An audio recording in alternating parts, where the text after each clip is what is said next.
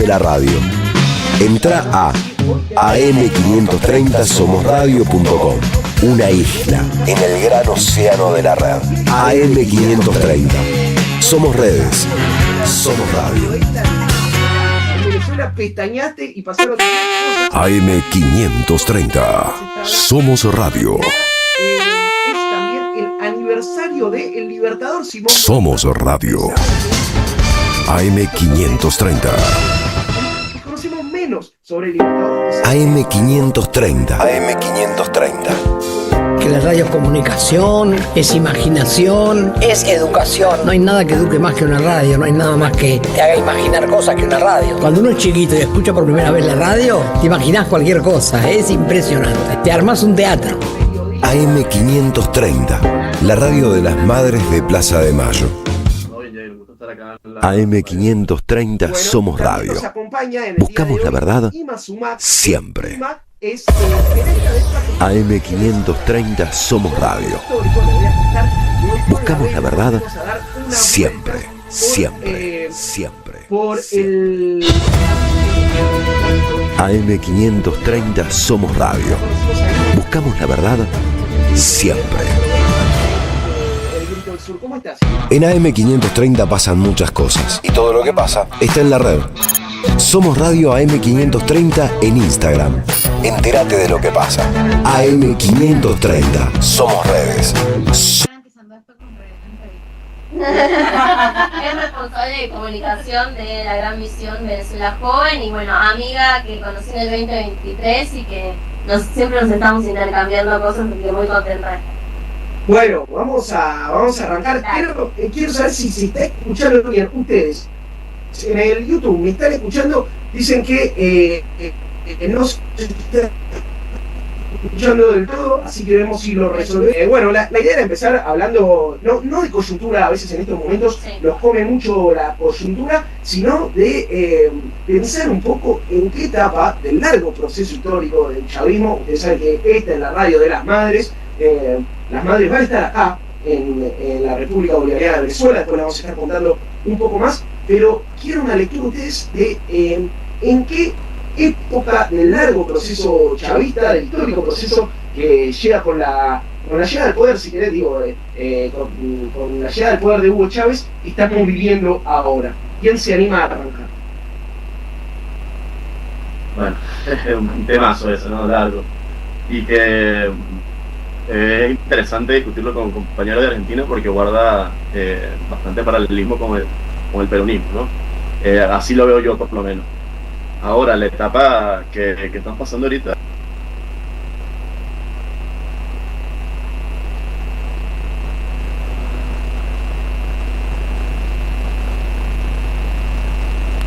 la principal fuente de ingresos en divisas extranjeras.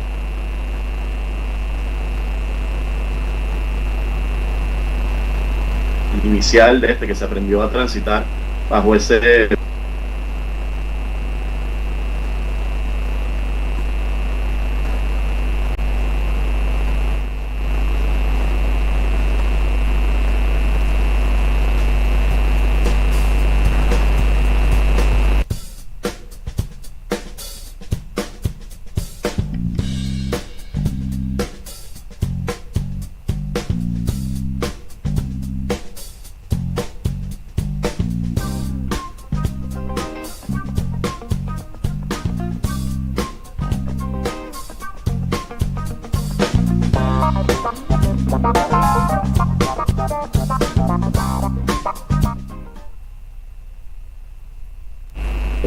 Bien, me parece, si no me equivoco, que está saliendo entrecortado. ¿Cómo se escucha? Digo, estamos con problemas, se escucha bien. Ahí nos dicen que se está escuchando un poquito mejor.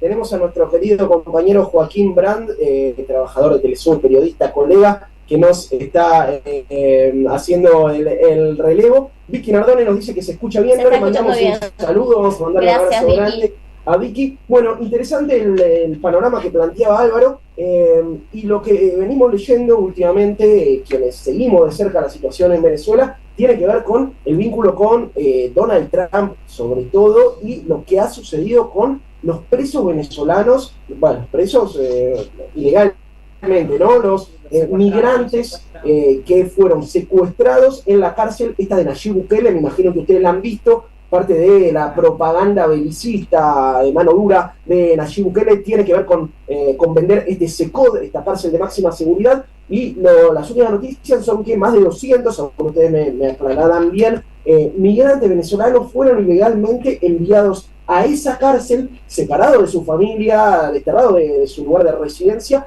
y la última semana el presidente Nicolás Maduro logró la liberación y la repatriación de estas personas que estaban secuestradas. De más de 200, solamente 10 tenían algún tipo de causa penal. Quiero quizás, Susana, que me recopiles, que me leas qué es lo que está pasando con este tema, y bueno, entiendo que es una victoria de la diplomacia, de la negociación del gobierno chavista, haber conseguido la repatriación de estos ciudadanos. Sí, bueno, son 252 venezolanos que estaban secuestrados en El Salvador, todos características muy terribles que eran porque estaban tatuados, porque tenían algún tipo de señal en su cuerpo. Bueno, fueron tomados por el gobierno de Estados Unidos y llevados en manera de secuestro a El Salvador. Una victoria, sin duda, una victoria de la diplomacia de paz es esta hazaña que realizó el gobierno de Venezuela a través del presidente Nicolás Maduro, pero además queda muy claro que las conversaciones, cuando se empiezan a dar directamente con Estados Unidos, y por eso quizás un poco la forma en cómo El Salvador nos está, o el gobierno de Nayib Bukele nos está señalando y sigue señalando a estos venezolanos, a los 252 los sigue señalando como unos delincuentes que forman parte de algunas bandas organizadas, y se desmiente esa matriz a través de que finalmente todo pasa por un intercambio, todo pasa por cómo el gobierno de Estados Unidos vende sus intereses de estos 10 norteamericanos que estaban acá, además acá en Venezuela, y ahí existe un intercambio por estos 252.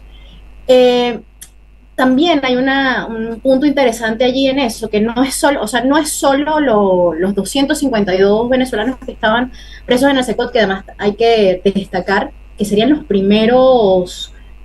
primeras personas que salen de esa cárcel. De hecho, él la vende. Que dan testimonio de lo que sucede allá adentro. Y que dan testimonio, ¿no?, de lo que sucede allá adentro. O sea, Nayib Bukele vende ese espacio como un centro de confinamiento donde tú de allí no vas a salir nunca más. Entonces ahí quebramos una matriz también a Nayib, pero recopilando lo que iba a comentar es que también tenemos una crisis con los niños. O sea, los niños, ahí se mantienen niños secuestrados por el gobierno de Estados Unidos, y en ese proceso de intercambio llegaron a Venezuela el jueves pasado 7 niños.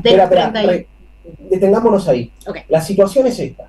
Estados Unidos está deportando migrantes venezolanos, desarmando familias y secuestrando, porque no hay otro adjetivo para matizar lo que sucede, secuestrando pibes venezolanos. Y lo que están diciendo es que hay ¿cuántos niños sin sus padres hoy en día? 32. 32 niños en Estados Unidos secuestrados bajo tutela de quién. O sea, esos pibes que les sacan de las manos a sus madres, a sus padres.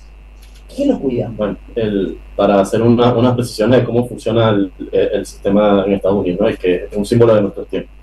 Hay distintas entidades o agencias, le llaman ellos, que atienden el tema de la migración ilegal en Estados Unidos, que por ser la primera potencia del mundo recibe mucho migrante ilegal.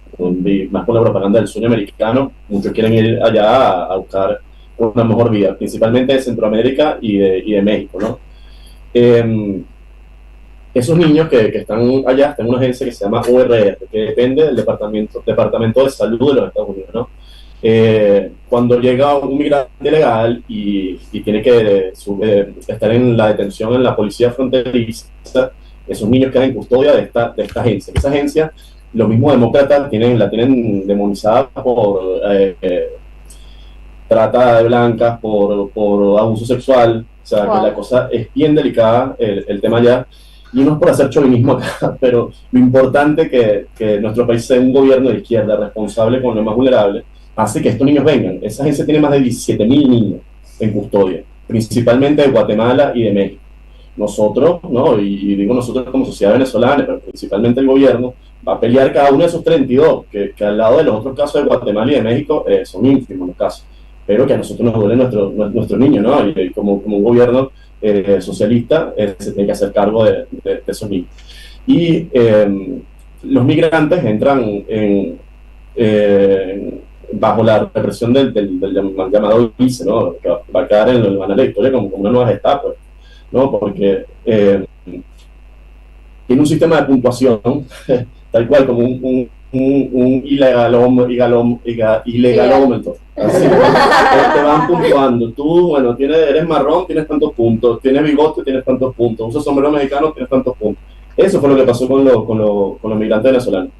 Y eso pasa, ¿no? Que también es bueno aclararlo, ¿no? Porque se crea la matriz opinión del bendito Tren de Aragua, ¿no? Que, explícalo, obviamente, estamos hablando con un público argentino que quizás no lo conoce.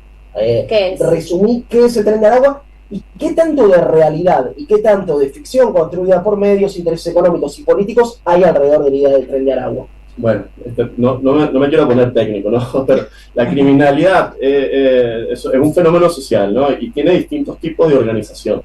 Lo que quieren vender el Tren de Aragua es como una mafia, como si fuera la camorra italiana, como si fuera la mafia albanesa, que son un fenómeno que mueve millones de dólares, tiene negocios y una estructura de lavado de activos. El Tren de Aragua no era eso, la criminalidad eran bandas de lo llamado aquí malandros, pues, vienen del fenómeno carcelario, porque esos fueron depósitos humanos durante la mal llamada democracia representativa acá, que se ha hecho un esfuerzo gigante por dignificar las cárceles, y se ha acabado el tema de la inseguridad acá en buena medida por el esfuerzo que se ha hecho en recuperar las cárceles y tratar de reinsertar a esos compañeros. Pero bueno, la oposición acá vendió lo del Tren de Aragua como un fenómeno del fracaso social de acá de Venezuela y por ende un fracaso del gobierno. Se instaló con el apoyo de muchos gobiernos de Colombia y de Chile esa matriz en la que esta banda está organizada como para delinquir en todo el continente, incluso en los Estados Unidos, cosa que es absurda, realmente absurda, ¿no? Que no le da la estructura para poder volverse una mafia transnacional al Tren de Aragua, ¿no? Y que ya está extinta esa banda. Esa banda no existe. Ahorita están persiguiendo fantasmas en Estados Unidos. Es lo peligroso, ¿no? Y la irresponsabilidad que ha caracterizado a la derecha acá en Venezuela en soltar eso. Y bueno, criminalizó, estigmatizó a la población venezolana migrante, ¿no? Que tanto dicen defender, que es lo peor.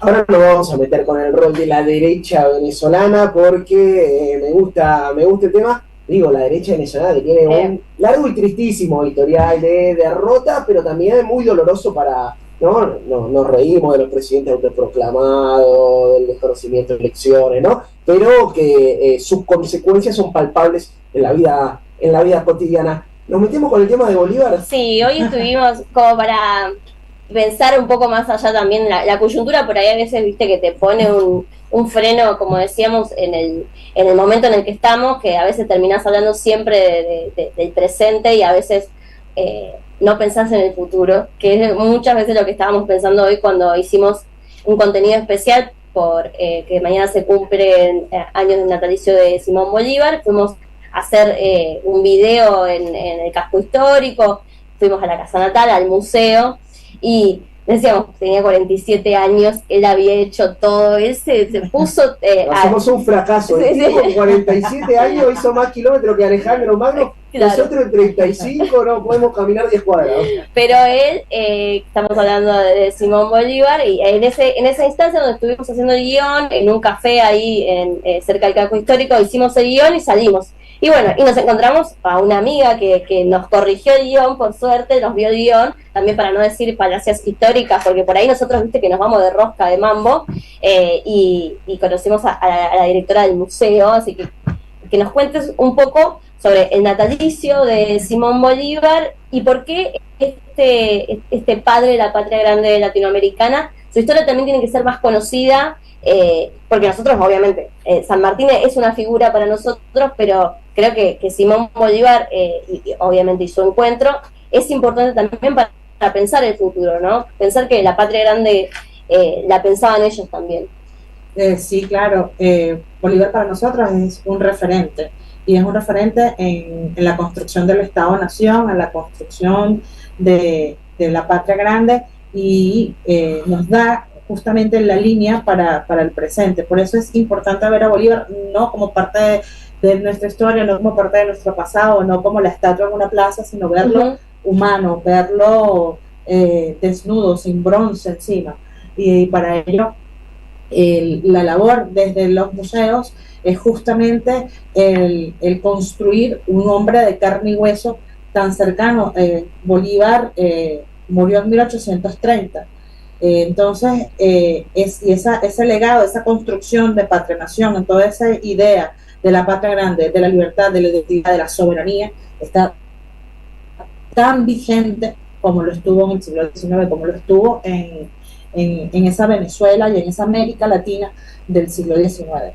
Entonces, la labor básicamente consiste en acercarnos, porque además Bolívar nos ha dejado a nosotros una tarea por cumplir. Nosotros, en Venezuela siempre decimos que nos vamos directo a la independencia definitiva. Y es un proceso que inicia Bolívar y que nosotros tenemos la obligación en el siglo XXI de finiquitar este proceso. Y pasa también por lo que estábamos hablando antes con respecto a todos estos venezolanos que fueron secuestrados.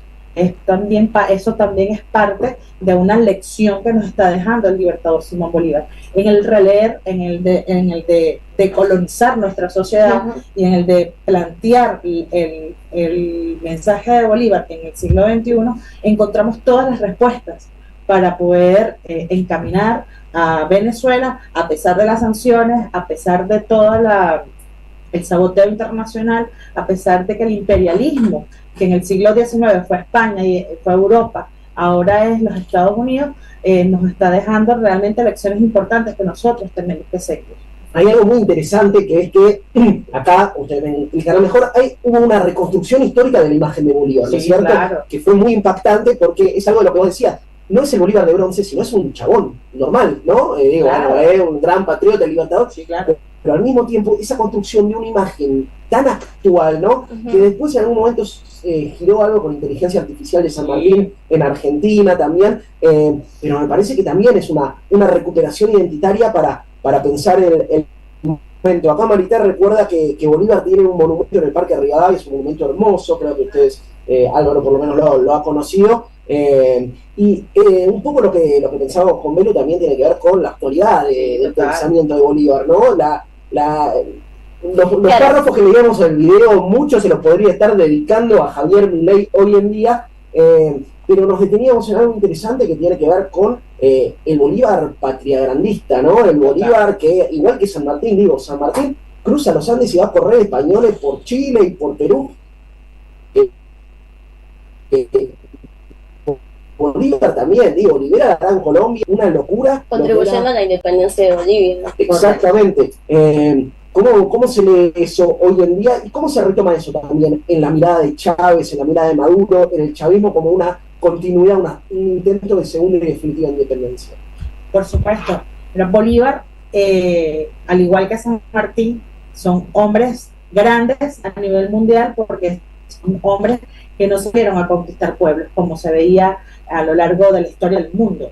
Desde que el mundo es mundo, salen hombres a conquistar, a empoderarse de territorios, a empoderarse de poblaciones. Son hombres que salen a liberar pueblos. Ya esto marca una trascendencia. Y esto justamente es lo que la oligarquía tradicional, lo que la derecha tradicional ha intentado ocultarnos. Por eso es que tenían a Bolívar montado en una estatua de bronce.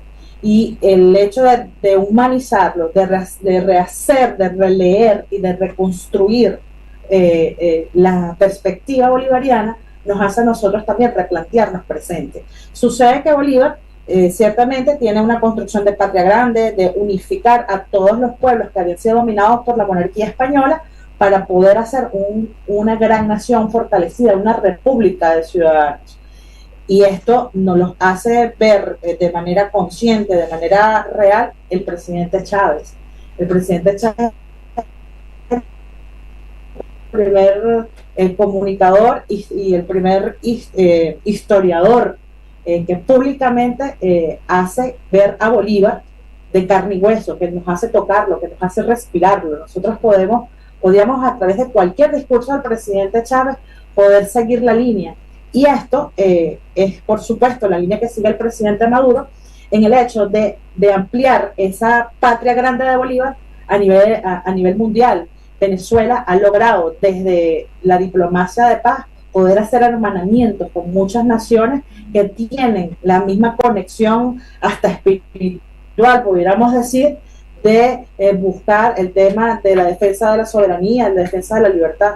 Sumo ahí, Manu, y ahí te dejo que me parece muy importante, que es la mirada que trae Chávez de la integración regional en términos de América Latina y el Caribe. Es correcto. Nosotros somos un país que está muy al sur de este mundo, somos el país que está más al sur de este mundo, ¿no? Incluso con una reclamación antártida que está dirimida también con nuestro histórico archienemigo, los piratas ingleses. Pero me parece interesante la idea de repensar el Caribe como una parte estratégica de la patria grande, algo que en Argentina no tenemos ni idea que es Santa Lucía. Yo te digo San Cristóbal y Nieves, yo te hablo de Santa Lucía. El presidente de Santa Lucía es un fenómeno, además, es el que estuvo al frente de la CELAC, ¿no? Pero digo, sí, la mirada de Chávez estratégica, que incluso después se va a ver en muchas votaciones políticas, un tipo que veía 10 jugadas adelante, ¿no? Sí. Cuando tenías a un nazi gobernando en Brasil, cuando tenías al paramilitarismo gobernando en Colombia, cuando tenías el grupo que había armado Pablo Pedro Kuczynski con la gente de Lima, los países del Caribe que habían sentido en carne propia la solidaridad de Venezuela, levantaron la mano y no se callaron la boca. Quiero una reflexión suya sobre el rol de Chávez y el rol del Caribe, algo que a nosotros desde el Venus patagónica, desde el frío patagónico, nos queda bastante lejos. Es difícil conectar ahí. Bueno, no, el reivindicar el Caribe es una de mis pasiones, ¿no? Porque nosotros los caraqueños nos sentimos caribeños, ¿no? Claro, somos caribeños. Sí, sí. No quiere decir que todo el país sea Caribe, que somos muchas cosas. A pesar de que compartimos fronteras hacia el sur, ¿no? Nos sentimos muy caribeños. Claro, claro, sí, nosotros nos sentimos tanto caribeños como sudamericanos, ¿no? Eso es la importancia geopolítica también que reviste de Venezuela. Pero bueno, el Caribe es un territorio en disputa hace muchos años, fue cuenta en el siglo XIX. Acá, bueno, esa gente sabe más historia que yo y puede ahondar en eso. Pero bueno, en el Caribe está Cuba, ¿no? A la gente se lo olvida. Hay gente que viene resistiendo el imperialismo ya hace bastante tiempo, ¿no? Con bastante éxito en muchas áreas. Y que fue una influencia política para todo el continente en los 70, 80, 60, en la época de la lucha armada, ¿no? Sobre todo, que tuvo una solidaridad, los cubanos también, sin límites, fueron a Angola a pelear contra el apartheid. También cada país eso es soberano, ¿no? Por muy chiquito que sea, por muy insular que sea, que fue la lectura que tuvo Chávez. El voto de San Cristóbal y Nieves, de cualquier islita, no lo digo de la forma despectiva, sino por sus dimensiones geográficas y poblacionales, vale igual que el que valía el de México, por ejemplo, el de Argentina. Eso fue una lectura que le había hecho ya Fidel en su momento, Cuba Salelo, ¿verdad? En gran medida por el presidente Rómulo Betancourt acá, que fue uno de los represores de la democracia representativa. Pero bueno, lo que te quiero decir con esto es que desde el sur, sí, yo también he sentido en los viajes a Buenos Aires, a Brasil, ¿no? Que no se entiende mucho el Caribe, ¿no? Y la geopolítica que se juega ahí. Nosotros por el Caribe compartimos frontera con los Estados Unidos. En el Caribe hay una colonia todavía, que a nosotros nos duele el alma, que es Puerto Rico, que fue una de las tareas que quedó pendiente de Bolívar. Bolívar pensó y mandar tropas a Puerto Rico, a liberar a Puerto Rico. Pero bueno, es tarea pendiente de estudiarnos, de seguirnos conociendo, de integrarnos, ¿no? De que ese integracionismo, ¿no? Ese internacionalismo no sea solo de Congreso, claro, sino sea de estudiarnos. No hay que ir a un Congreso para tú poder agarrar un libro y estudiar al peronismo.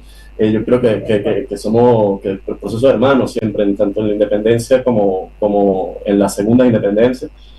Argentina y Venezuela, a nosotros nos toca a asumir liderazgo, como lo hicieron Néstor, como lo hizo Chávez. Esto es unos ejes de resistencia. Me gusta pensarlo así, uno al sur, uno al norte, que irradian a todo el continente, y tenemos que hacerle honor a ese legado de San Martín y de Bolívar, ¿no? Para conectar un poco con la historia. Además que del Caribe también nosotros compartimos una resistencia histórica que es la trata transatlántica, y una de las conexiones que nosotros hicimos en materia también cultural y política fue la vinculación que tienen los grupos y los movimientos afrodescendientes acá en Venezuela para vincularse con el Caribe. Y desde todo tipo, o sea, tú puedes ver tambores de agua en Virongo, pero también puedes ver tambores de agua en Martinica. Entonces sí, tenemos un Frantz Fanon que está hablando sobre la liberación la emancipación del hombre, y también tenemos acá a un Chucho hablando sobre también afrovenezolanidad. Y esos son temas que por mucho que son temas de vinculación, y eso el comandante Chávez también lo vio y entendió que el Caribe, por también sus dimensiones geográficas y poblacionales, ellos actúan en grupos, o sea, ellos actúan de manera unísona, y el presidente también formó o ejecutó políticas internacionales en función de esa actuación. Por eso surge un Petrocaribe, por eso surge distintas articulaciones que hacen que, por supuesto, Venezuela tenga una cercanía con el Caribe. Susana, hay una cosa que también quería decir, se me pasó, porque nosotros le demos bastante a nuestra independencia a Haití, ¿no? Eso iba a decir. Sin las armas y la plata de Petión que le dio Bolívar, esto no se hubiera podido hacer. Y cuando digo Venezuela, se lo ve también Colombia, Panamá, Bolivia, porque las tropas acá con esa arma llegaron hasta Perú, ¿no? Entonces, bueno, parte de reivindicar el Caribe también es contemplar y valorar esa primera revolución, ¿no?, de esclavos, que fue la de Haití. Quería que cuentes un poco sobre eso, porque cuando hacíamos el guión, lo de Haití nos parece importante, más en este contexto, ¿no?, que Haití está pasando por una crisis de violencia total, y conozco a muchos compañeras, en el particular Galva, que hace poco estuvieron en Haití con una misión para saber qué organizaciones estaban ayudando, ¿no? Un país empobrecido realmente. Pero contanos un poco cómo fue lo de Petión y el intercambio de Bolívar con este emancipador. Pues sí, bueno, sí, como bien ustedes estaban diciendo, Haití fue fundamental en el proceso independentista americano. En este momento estamos refiriéndonos a 1815, donde Bolívar está viendo en peligro el conseguir el tema de la independencia, la emancipación. Hay un momento de crisis política interna y también de crisis económica bastante dura. Bolívar está pidiendo a gritos ayuda a las potencias del momento, a Inglaterra y a Estados Unidos, y por supuesto a estas potencias no le conviene una nación tan emergente como podía ser en ese momento la República de Colombia, entendiendo Colombia como la integración de todas las naciones. Y en este momento, pues, escribe Bolívar la Carta de Jamaica, que es un documento fundamental también. Es un momento de crisis terrible para la América, es un momento además de crisis para él como líder del proceso emancipador, y pues decide, por consejos en Jamaica, cuando está en Kingston, decide ir hasta Haití. Haití ya nos tenía una morena en el tema de la emancipación y en el proceso independentista, hasta el punto de vista no solo armamentístico, sino jurídico. Ellos ya tienen consolidado toda una estructura republicana, ya tienen conciencia de ciudadanos, y bueno, decide Bolívar entrevistarse con Petión. En este momento Petión le pone unas condiciones muy duras a Bolívar, y es que Bolívar debía lograr definitivamente eliminar la esclavitud, y no es una tarea sencilla para el Libertador.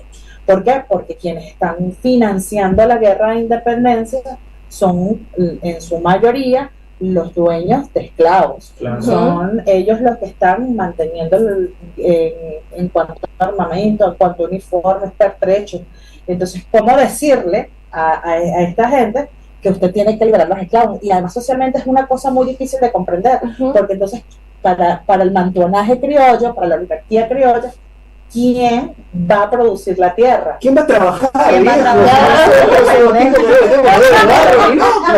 Y si no tenemos esclavos, ¡pum!, le estalló la cabeza. Un capítulo muy interesante de la historia. Mañana vamos a estar subiendo con el Grito del Sur el contenido que hicimos con Belu, donde vamos a estar hablando un poco de esto. 11 3200 0530 es el número de teléfono de la radio de las madres. Nos van mandando mensajes, nos restan acá, nos dicen que no golpeemos la mesa, que se escucha excelente, está todo bárbaro, pero que no golpeemos la mesa. Muchos mensajes que llegan también al YouTube. Laura Grifó y manda un abrazo. Hola Jair, nos dice Leo. Lorenzo dice que están haciendo ahora lo mismo que hicieron con los niños de Cuba en su momento. Bueno, ¿se acuerdan la extorsión? ¿Se acuerdan de Ilián, no? El niño que después vuelve y decide incorporarse, digo, un militante, no sé si hasta no llega a ser diputado de la Revolución Cubana, Ilián.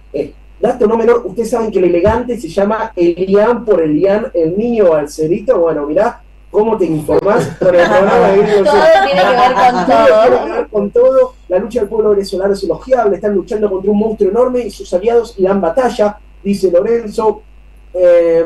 Sebastián dice que viva la República Bolivariana de Venezuela. Diego desde Corrientes se sube y dice hola hermosos Ceres, aguante el grito desde Venezuela.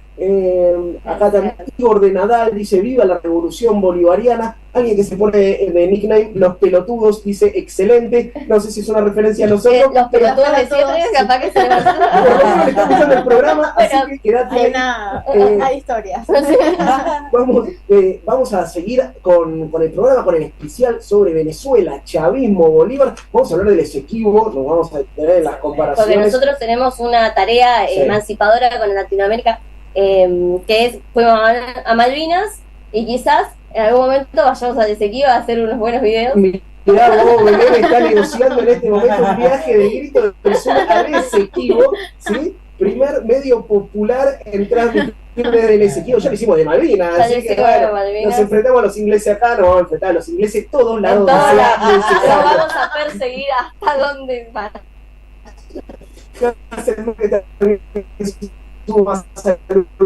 Besos a todos y ahí Revolución en Acción. Y Lorenzo, por favor, contá que es tu remera. La remera del Deportivo Táchira. Esto es contradictorio porque a mí me gusta un poco más el Caracas, pero mi amigo Álvaro alguna vez me regaló la remera del Deportivo Táchira y la sigo usando, no me la saco desde que llegué. Por suerte en el streaming no se sienten los olores porque hay un barandazo terrible.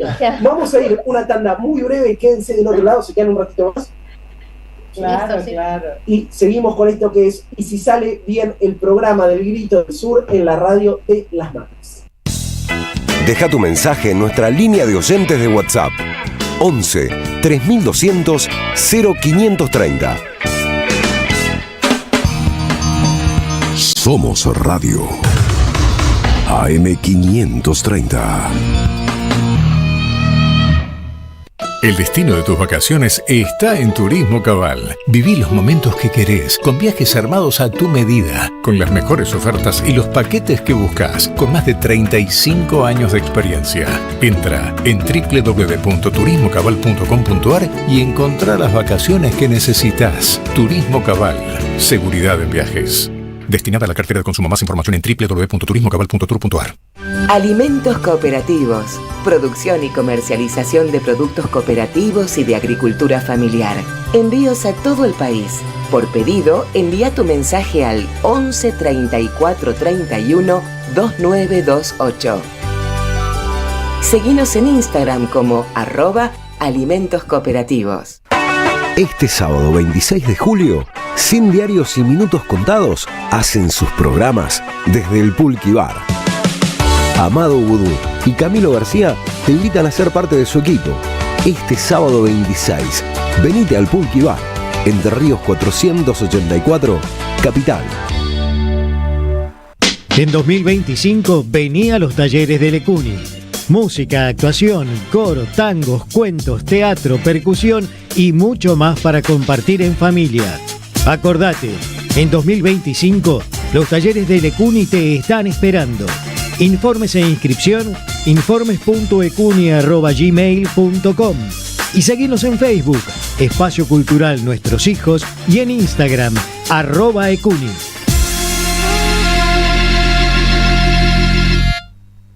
Seguí a la Cámara de Diputados de la Provincia de Buenos Aires a través de sus redes sociales y entérate de todas las actividades legislativas en Instagram y Facebook como @diputadosBA y en Twitter como HCDiputadosBA. Este invierno viví unas vacaciones divertidas en toda la provincia, del sábado 19 de julio al domingo 3 de agosto. Disfruté de actividades para infancias, adolescentes y jóvenes. Con entrada libre y gratuita, te esperamos en cada región cultural. Música, teatro, videojuegos, cine, circo, kermés, magia, títeres, libros, freestyle, talleres y mucho más. Divertite y pasala bien con amigos, en familia, en tu barrio, en comunidad. Busca todas las actividades en institutocultural.gba.gov.ar. Instituto Cultural, Gobierno de la Provincia de Buenos Aires.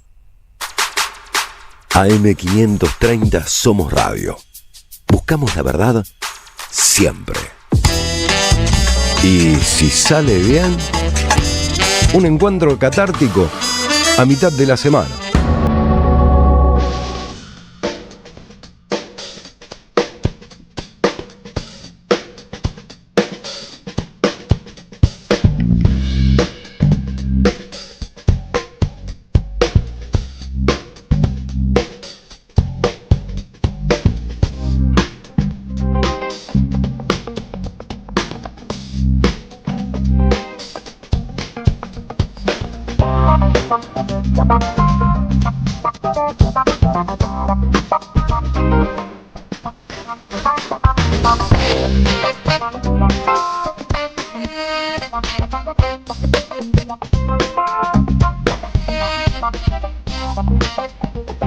Estamos al aire, seguimos en esto que es Y si sale bien el programa. Está saliendo bien.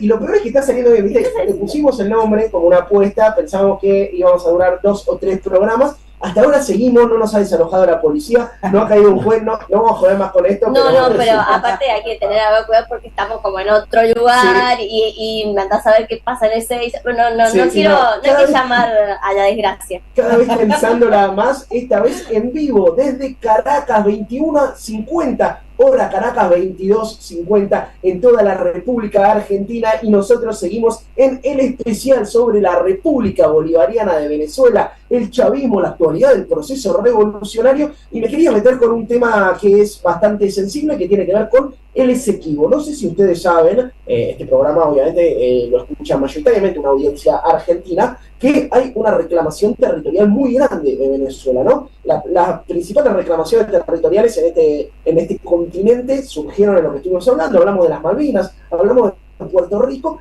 y mencionamos por arriba el Esequibo. Pero me gustaría que nos expliquen qué es el Esequibo y por qué hoy en día Venezuela tiene la legitimidad y la autoridad para exigir su soberanía sobre este territorio. El Esequibo es un territorio, ¿no?, al oriente del país que se disputa con la República Cooperativa de Guyana, ¿no? ¿Qué pasa con este territorio, no? Ese territorio se hereda desde que era la Capitanía General de Venezuela, y es un territorio inhóspito, selvático, ¿no?, difícil de habitar. Y se fueron metiendo los ingleses y los holandeses, básicamente, ¿no? Qué raro, los ingleses, el origen de todo el origen de todos los males. India, Pakistán, el origen de los males son los británicos. Israel, Palestina, antes de la partición, estaban colonizados por los británicos. La Malvinas, los británicos, el Esequibo, bueno, ahí lo tenemos. Bueno, hay varias cosas que juegan ahí, ¿no?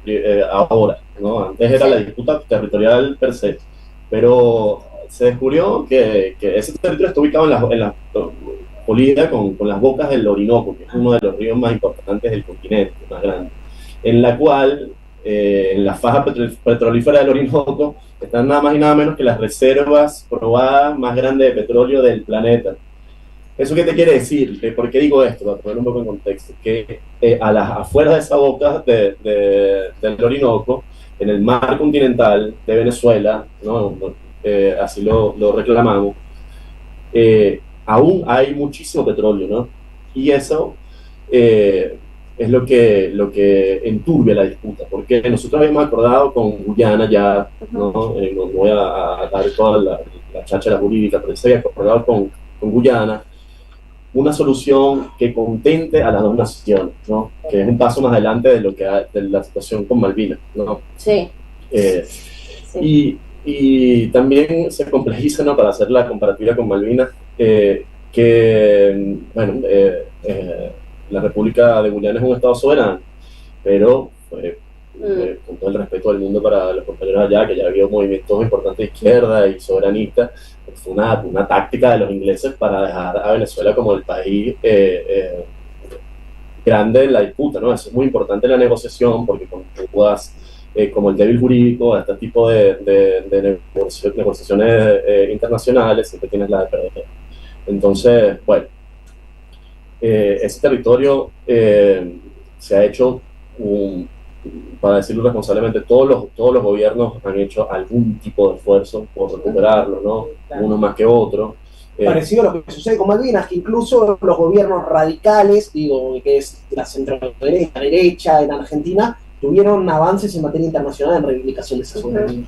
Pero que ahora, bueno, como Venezuela ha avanzado mucho en la disputa de su petróleo, ¿no? Heredamos también enemigos, ¿no? O encontramos enemigos en ese camino. Uno de esos grandes enemigos es la ExxonMobil, la empresa transnacional de petrolera. La disputa en este momento histórico, de verdad, no es contra la República Federativa de Guyana, que ya, como te digo, se acordó que tiene que haber una solución que satisfaga a las dos partes. Ahora el problema es que ExxonMobil quiere explotar el petróleo de ahí. Hay malas relaciones entre el gobierno de Venezuela y la ExxonMobil, y ahí se empieza a enturbiar la cuestión. No sé si los compañeros quieren agregar algo más, ¿no?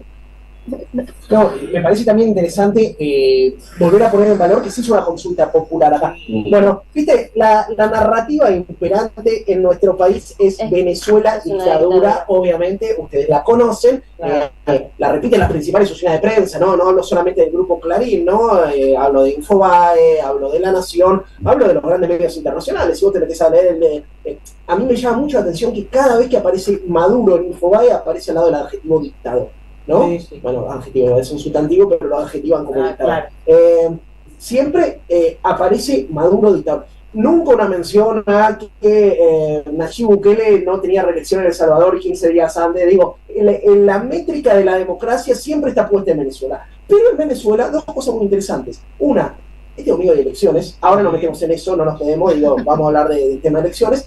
Pero sí hubo una consulta popular sobre el tema del Esequibo. Un referéndum. Un referéndum.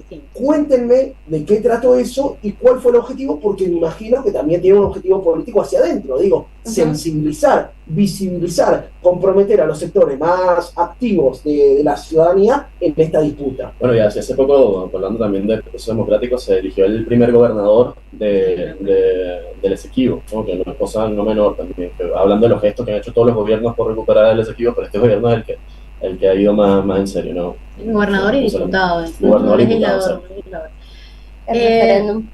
El referéndum fue 2023, ¿no? Diciembre de 2023 se hace un referéndum donde, bueno, ahí básicamente se le hacen 5 consultas a la población, pero lo interesante más allá de las preguntas del referéndum fue el proceso de educación que se realizó en términos de campaña, porque eso logró que la población entrara en un consenso, y este consenso es que el Esequibo es nuestro, y esa fue la campaña a la que nos dirigimos todos en consenso, y ahí se logra uno de los primeros consensos por decir, entre la oposición o algunos espacios o sectores que no estaban tan a favor de las políticas que estaba ejecutando el gobierno nacional, y este primer consenso era la defensa de la soberanía territorial. Sí. Al defender cómo nosotros íbamos a ir hacia esa defensa a través de este referéndum consultivo. Las preguntas eran básicas, era mantener, si nos permanecíamos con el territorio Esequibo, si se establecía como un estado, como el estado número 24 de la nación. Las otras 3 no las recuerdo, no sé si me ayudan allí. Sí, no, ahí me... Sí, no, bueno, en términos generales, pues era reafirmar que nosotros como venezolanos pues identificábamos el territorio, que no era como incluso se había venido en la Cuarta República, que se estaba vendiendo como un espacio en zona de reclamación. Nosotros no tenemos que reclamar nada cuando ya previamente nos estaba hablando acá el compañero que ya eso, habían unos acuerdos del 61, ¿no? Uh-huh.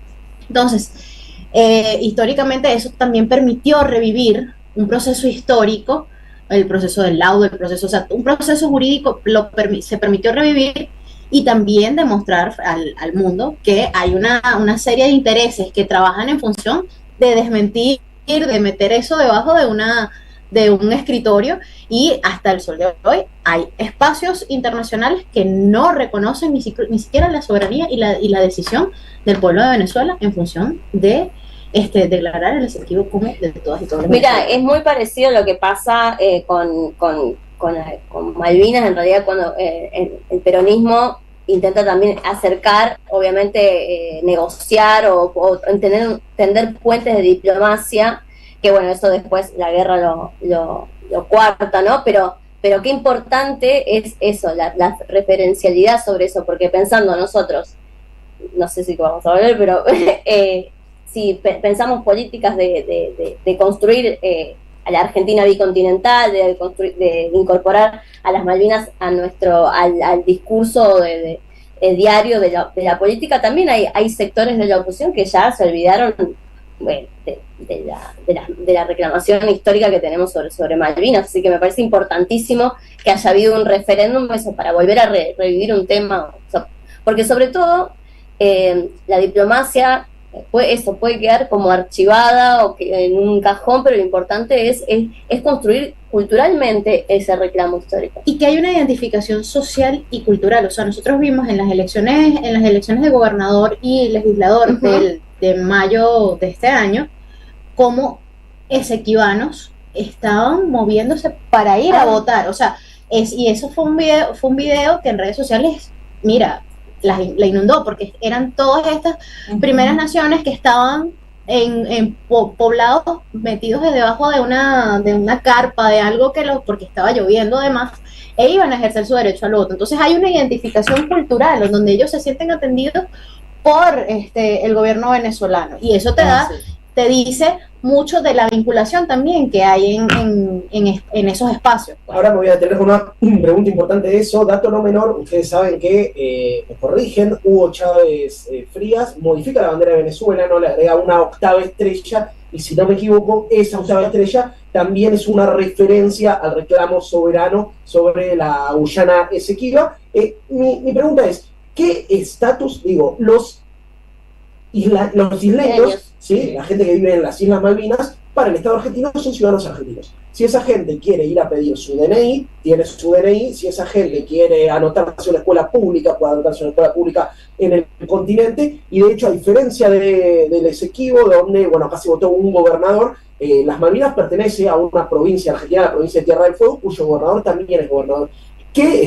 Capaz que los mato con esta pregunta, capaz que lo saben, ¿qué estatus jurídico tienen los esequibanos? Si yo soy un tipo del Esequibo y quiero decir, denme mi DNI venezolano, mi documento venezolano, ¿tengo posibilidad de hacerlo? Creo que hay algo muy importante en también hablarle a esa población, porque incluso creo que es más interpelable que los rubios, rednecks, pelados, fascistas de los isleños, y nosotros, parte de nuestra lectura de Malvinas era, hay que hablarle a los migrantes en Malvinas, hay que hablarle a los chilenos que viven ahí, que son los que mueven la isla, que son los que trabajan y que son la clase oprimida ahí. ¿Qué pasa con los ciudadanos guyaneses, o en este caso esequibeños, en su relación con el Estado venezolano? Bueno, es una población de frontera, que a mí se me parece mucho como en Apure o en Cúcuta, que son fronteras porosas, o sea, eso no es un puente que hay ahí ya, no, esa población va y viene. Mucha de esa población va a tener doble nacionalidad, y es lo que pasa ahorita, tienen cédula venezolana y tienen, no sé qué tienen el documento de Guyana, no sé qué le dan, pero muchos tienen cédula venezolana porque con la cédula venezolana puedes entrar en los planes sociales que tiene el gobierno, sea el CLAP, sea el IVAPEN. Yo creo que para allá hay que apuntar, ¿no? Durante la Cuarta República acá se apuntó mucho una solución militar del conflicto, ¿no? Que fue lo que abortó Chávez. Nosotros somos una revolución, ¿no?, pacífica en primer lugar, armada también. Chávez, nosotros no hay que ocultarlo, Chávez siempre lo dijo, pero pacífica, ¿no? Y parte del liderazgo regional que tuvo Chávez fue un liderazgo de paz, ¿no? Entre eso está abordar ese tipo de situaciones. Yo creo que a ningún venezolano le interesa entrar en conflicto con los guyaneses, ¿no? En conflicto armado. Eso sería un error, y parte de hacer política social allá y de dar identidad a ese lado de la ribera del río, ¿no? Porque nosotros no queremos ni un ápice del territorio de Guyana, ¿no? Que es del río, del margen oriental del río para allá, el margen occidental es nuestro. Es tan sencillo como eso. Hay una delimitación hasta natural del territorio, ¿no? Entonces ahí hay que hacer una política de frontera, como se viene haciendo con Colombia, como se hace con Brasil, y ahora toca hacerla con Guyana, ¿no? Que esa población haga su vida como tiene que hacer cualquier población de frontera, yendo y viniendo, ¿no? Con su doble nacionalidad o con su nacionalidad venezolana cruzando para allá. Y quizás yo me adelante un poco hacia donde vamos con esta conversación, pero por ejemplo, hoy en la mañana estábamos entrevistando en una radio nacional acá en Venezuela a una de las candidatas que va para los consejos municipales también allá del Esequibo. Y ella planteaba que es muy importante, o sea, toda la configuración de los poderes que hagan vida allá en el Esequibo, porque eso también va a permitir un margen de legalidad a la población que está allá. Entonces, el tener unos consejos municipales activos, unos concejales activos en el Esequibo, el tener a legisladores a nivel de diputados de Asamblea Nacional activos en el Esequibo, les va a permitir a esta población no solo el reconocimiento con las leyes y con el Estado venezolano, sino también la vinculación cultural que probablemente no está más arraigada hacia Venezuela que hacia el propio Guyana. Entonces, esas acciones que se han venido haciendo de paso a paso del gobernador, del diputado, de ahora una concejala para los municipales, va a generar en esos espacios una mayor representatividad de nosotros como venezolanos y venezolanas allí. Espera, vos me estás diciendo que hay elecciones en Venezuela, pero eso no salió, hoy puse F5 en Infobae, no actualiza, ¿no? Elecciones en Venezuela en Infobae no hay nada, en Clarín no hay nada. Bueno, vamos a eso, cuéntenme qué se discute para un público argentino, ¿no? ¿Qué se discute este domingo? ¿Qué se vota? ¿Y qué se juega en las elecciones que van a tener lugar esta misma semana? Bueno, fíjate, nuestro país ha tenido récord electoral. También eso desmiente la matriz de opinión de la derecha y la oligarquía acerca del tema de la tiranía y la dictadura y toda esta matriz de opinión. Pues Venezuela, dentro de nuestro territorio, ha tenido con referéndum, consultas populares, elecciones locales, elecciones regionales, elecciones nacionales. Por eso lo desmiente totalmente toda esta matriz de opinión que se venía dando, pero además este domingo nosotros vamos por los concejales y por nuestros alcaldes. Y además dentro de esta mediática que existe sobre Venezuela, nosotros estamos levantando la voz en el tema de no solamente de la representatividad dentro de los poderes públicos del Estado, sino además de la participación ciudadana, porque nosotros venimos hace poco de las elecciones de gobernadores, pero además venimos de elecciones de proyectos de nuestras comunidades. Basta de votar, loco, al final. Si yo fuera venezolano ya diría basta, loco, realmente. Como periodista cansa, ¿eh? Nos hacen laburar, nos hacen laburar. Pero entonces fíjate, también hay una participación de proyectos desde la juventud, o sea, hay todo un movimiento que más que representativo, nuestra democracia es participativa y protagónica, lo establece nuestra Constitución Nacional, y se da de hecho este mismo domingo, es una muestra más de ello, que por supuesto a la mediática internacional no le conviene para nada seguir hablando de estos temas, porque va a desmentir completamente toda la matriz de opinión. Bueno, ahorita vamos a una lección más, como estaba diciendo, y está interesante, ¿no? Porque por primera vez, ¿no? Yo digo que en bastante tiempo hay posibilidad de quitarle alcaldías que históricamente han ganado la oposición, ¿no? ¿Cuáles? Chacao, Baruta, Latillo, que son importantes de capital que para hacer una comparación más o menos somera, Carrizal. En Miranda. Sí. En Miranda es como ganar en Chacao, es como ganar, no sé, en La Recoleta, puede ser. Ahí va. No me digas así, qué ganar en Baruta fantasía. como ganar en Palermo. Lo lejos que está, no podemos ganar. No, mira, no quiero hablar. Vamos a ganar en La Matanza también. Claro. Sí. Y bueno, ellos ahorita están en un momento muy bajo, ¿no? La oposición, que repercute en eso, han desunido, no en los principales, están desunidos en cuanto si votan o no. Eso nos da una oportunidad histórica, ¿no? Como el proceso electoral, arrebatar esa alcaldía, esa es la disputa como más sabrosa que hay, ¿no? Acá no todas las alcaldías son importantes, son una instancia de gobierno bien directa, ¿no? Bien conectada con el pueblo. Si hace bien el trabajo del alcalde, ¿no? También ha habido alcaldes nefastos, bando y bando, ¿no? Hay gente que no se conecta con el cargo y no se pone a disposición de servir, pero bueno, eso es otra discusión. Lo importante es que yo creo que vamos a dar por lo menos el golpe en una de esas alcaldías. Ese es mi batacazo. Y un poco para ahondar sobre el voto joven, la verdad que en Argentina el voto joven, la última votación en presidenciales, bueno, dio un batacazo Javier Milei ahí.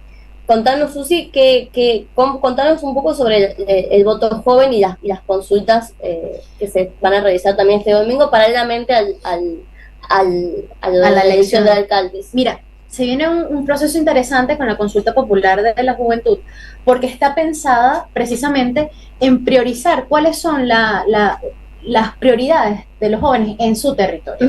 O sea, no es lo mismo un joven que te puede pensar, un joven campesino, te puede pensar en su territorio. Una prioridad es las máquinas para el dragado de las plantas. No sé cuál es el término técnico, porque discúlpeme, pero soy muy caraqueña.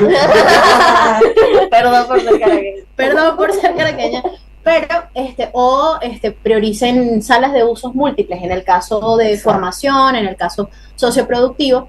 Y la visión del presidente, precisamente, y la visión también desde los territorios, y que tanto también se ha pedido, es, oye, los jóvenes sean más participativos y se involucren muchísimo más en lo que se está haciendo en su territorio. Porque históricamente, y esto también hay que hablarlo quizás desde la autocrítica, es que las responsables de llevar la gestión, el gobierno territorial, la mayoría son mujeres y madres. Sí, entonces, claro. esa carga, de verdad hay que irla heredando, pues. ¿Y cómo se hace esta repartición de cargas de la mejor manera? Pues con el compromiso de la juventud. Y el compromiso de la juventud se establece en función de lo que ellos están soñando. Y por eso nosotros hablamos de este mapa de los sueños. Es básicamente cómo ellos van a ver, cómo ellos ven su territorio, cómo ellos representan su territorio, cuáles son las necesidades. Y cuando hablo de territorios es hablar de donde ellos viven, donde ellos habitan, cultural, histórico, social, todo lo hacen en esos espacios. Y cada territorio tiene una característica. Por ejemplo, yo soy de un territorio que le llaman acá La Pastora. Hermoso lugar, ¿eh? Pero yo me siento más identificada con el 23 de enero. ¿Por qué? Porque yo hice vida en el 23 de enero y sé cuáles son sus necesidades, cuáles son sus códigos, cómo hablan, qué bailan, qué escuchan. Eso es importantísimo. Y eso es importante, ¿no? Entonces, ¿cómo se distribuye esto? Yo no sé si ustedes en otros espacios han hablado de cómo funcionan las consultas populares en Venezuela, pero básicamente es elegir por comunas, priorizar cuáles son las necesidades de eso, y en función de esas necesidades ellos las identifican por sectores, que son las 7 transformaciones. Una precisión. Incluido obra pública incluso, ¿no? Sí, que la comuna no es igual que la comuna en el sur, no se refiere a un ente municipal, sino es un método democrático de directo, ¿no? Cada espacio, cada territorio se constituye tienes consejos comunales que tienen una territorialidad menor, y al engranar esos consejos comunales se crea una comuna. Para completar allí, son 10 consejos comunales para poder crear una comuna, y también se crea otro método, que es los métodos de los circuitos comunales. ¿Por qué? Porque hay territorios que no cumplen con estas características de territorialidad, de tener todos los consejos comunales pues constituidos, pero van en vías a construirse como comunas y se genera el mecanismo de circuito comunal. ¿Por qué sucede esto? Porque esta consulta es de la juventud, pero no es la primera consulta que sucede en este país. El año pasado se celebraron 4 consultas y este año ya se han celebrado 2 consultas. Esta sería la tercera consulta. Estamos hablando que en este país, nada más este año, se han celebrado al menos entre las 2 consultas y las elecciones a gobernadores, o sea, se le han consultado al pueblo 3 veces. Y este domingo van a ser una cuarta y quinta si sumamos la consulta popular. Entonces, en términos de participación y democracia, creo que estamos hablando de cosas importantes, ¿no? Y en cuanto a la juventud, como me refería Belu, se busca o lo principal acá es motivar a los jóvenes a la participación y luego a la formación. Entonces, tú ves a todos estos chamos cómo se formaron y cómo hacen ahora presencia. O sea, tú al menos tienes un comisionado de juventud en los consejos comunales y tienes a 10 chamos por comuna, formados, que han pasado por la escuela de liderazgo, que han estado formados, que forman algunos parte del partido, otros de movimientos sociales, pero que están interesados en pensar el futuro de Venezuela. Y el futuro de Venezuela y la vía de construir lo nuevo es a través de la comunalización del país. Programón de Y si sale bien, nada de esto lo vas a ver en Infobae, nada de esto lo vas a leer en Clarín, solamente acá en el programa del Grito del Sur en Radio Madres. Estamos pasadísimos de hora, yo sé. Les quiero mandar, no presenté a nuestro equipo que está ahí desde Buenos Aires. Sí, que se pusieron a 10. Beso muy grande a Vicky Nardone, a cargo de la puesta en el aire, nuestra hada madrina. Un beso grande también a Pablito Casasola, que es el que nos está dando una mano para el streaming. Y un beso al crack de Carlos Di Mare, que es quien nos está poniendo al aire. Quiero leerles algunos de los mensajes antes de que nos vayamos a una tanda, porque llegan muchísimos. Seamos como Venezuela, abrazo Yair y equipo, nos dice David Thompson. ¿Cómo anda mi pana Yair? Abrazo Nahuel de la Plata. Buenas noches Yair, Belu, Israel y equipo del Grito del Sur. Felicitaciones por esta transmisión desde Venezuela, acá siempre haciendo el aguante. Abrazo Mario desde Mataderos. Hola compañeros, gracias Yair y equipo por mostrar a la gloriosa revolución del pueblo bolivariano, que demostró la dignidad que otros procesos latinoamericanos olvidaron por el camino. Hasta la victoria siempre, hermanos chavistas. Más temprano que tarde volveremos a caminar en la misma senda junto a Cuba, Venezuela y Nicaragua. Ay, qué lindo. Nos dice Juan Pablo de Once, un beso grande para vos. Juan Pablo también nos manda un audio, ahora vemos si lo podemos escuchar. Juan Carlos Basterrica, y te leo 2 más. Dale. ¿Por qué Venezuela no participa de los encuentros con los presidentes progresistas de la región? Pregunta Juan Pablo de Temperley. Me parece que hay más responsabilidad de los presidentes progresistas, entre comillas, de la región que de Venezuela. Después discutamos si Boric es progresista. Yair y Belu, un abrazo grande y malminero para los compas venezolanos y para vos y Belu, nos dice Sergio, un compañero veterano de Malvinas, querido compañero. Después muchos mensajes también en el YouTube, democracia participativa en lugar de representativa, y unas palmitas nos mandan. Claro, es impensado para el público argentino pensar eso. Obviamente, irrumpir y hablar de democracia participativa cuando a veces a los concejales de tu pueblo no los conoces, no los viste en ningún lado, a los diputados te hacen un cerco mediático más o menos para que les puedas hablar. Así que me imagino, eso pasa mucho acá, que ves a dirigentes en los lugares muy fácilmente y es tan difícil para nosotros entenderlo. Eso es, la verdad que es tremendo, porque la democracia se construye todo el tiempo y todos los días, ¿no? Como eterno el comandante Chávez, dicen acá. Diego desde Corrientes, tierra natal de nuestro libertador, de José de San Martín. Hoy me decían, ¿puede ser que haya tierra de José de San Martín en el Museo de Simón Bolívar? Sí hay, en el Museo Bolivariano. El Museo Bolivariano, quienes vengan, muy buen plan venir a Caracas de vacaciones, después, sí. Y la vida nocturna es muy divertida también, me lo contó un pajarito. Totalmente de culto el programa de Y si sale bien, necesitamos más tiempo de ustedes al aire, nos dice Diego. Qué importante es votar, una ciudadanía con formación cívica, y después hablan de dictadura, nos dice Sergio Sánchez también, y Marité nos dice, sale genial. Chicos, quiero agradecerles muy profundamente a nuestros queridos amigos que están acá. Susana Méndez, responsable de comunicación de la Gran Misión Venezuela Joven, que además nos está recibiendo, no sé el lugar cheto en el que estamos.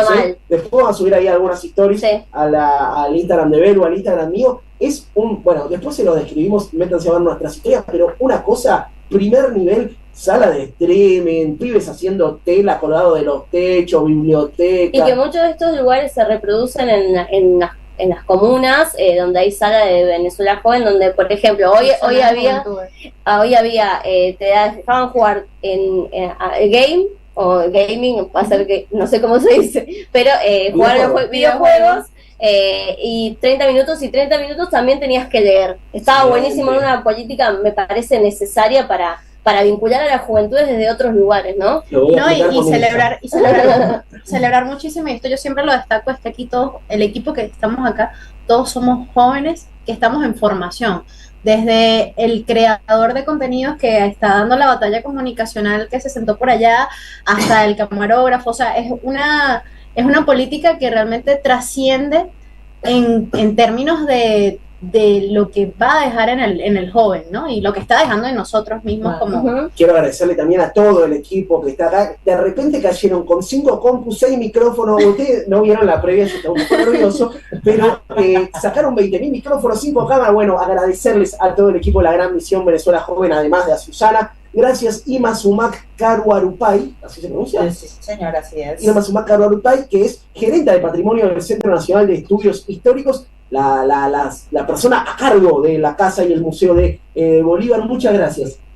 Sí, gracias a ustedes. Y invitarlos mañana al natalicio de nuestro libertador Simón Bolívar, los compañeros que están acá. Vamos a celebrar el natalicio de Bolívar. Tenemos 5 exposiciones por inaugurar el día de mañana con toda la colección de museos bolivarianos que son las pertenencias a nuestro libertador. Y a cantar cumpleaños porque estamos festejando la vida de Bolívar y cerrando la campaña también de nuestros candidatos a las alcaldías y los concejales. Día movidito. Mañana vamos a estar entonces transmitiendo un poco. Cerquita de la Plaza Bolívar, en el centro de Caracas. Muchas gracias, querido compañero y amigo Álvaro Susarini, director de Venezuela News, la revista. Bueno, gracias a ustedes y estuvo muy bueno el programa. Bueno, nosotros nos vamos a una breve tanda. 11 3200 0530. Síganos mandando sus mensajes. ¿Qué piensan de Venezuela? ¿Quieren ganar? Claro, tienen eso. Vamos a abrir cajita de preguntas sobre cosas que les interesen de Venezuela, que vamos a estar estos días acá y vamos a estar ahí un poco recorriendo la ciudad y contando bastantes historias de acá, así que mañana sale de Simón Bolívar. @El Grito del Sur en todas las redes sociales, ahí nos siguen. Nosotros vamos a una breve tanda y en un ratito más seguimos con este programa que se llama Y si sale bien, el programa del Grito del Sur en la radio de las madres. En AM530 pasan muchas cosas y todo lo que pasa está en la red. Somos Radio AM530 en Instagram. Entérate de lo que pasa. AM530. Somos redes. Somos radio. El sabor que te acompaña es Café Bantú. El aroma en la mañana de Café Bantú. Bantú. El sistema colonial develado de Jean-Louis Bastey, un libro clave para comprender los pilares centrales del colonialismo en la pluma del que fuera el principal teórico de la revolución haitiana, con un estudio preliminar del historiador argentino Juan Martínez Pería. Conseguilo en librerías y en edicionessicus.com.ar. Te esperamos en nuestra librería Café de Adolfo Alsina 685, Capital Federal. Ediciones Sicus. Libros para una cultura de la integración. Los jueves a las 22, Osvaldo Quiroga te espera en El Refugio. El Refugio. Un espacio para descubrir, disfrutar y vivir la cultura. AM530. Construimos comunidad. Buscamos la verdad siempre.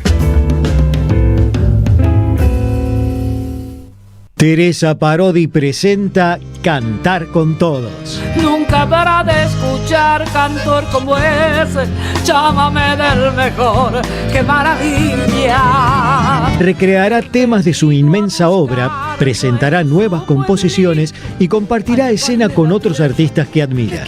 Una cita que invita al encuentro y a la comunión. Viernes 1 y 8 de agosto a la hora 21 en Hasta Trilce. Masa 177 Almagro. Entradas por Alternativa Teatral. Produce, Es el momento juega, que para cuidarlo, invita Javier. AM 530.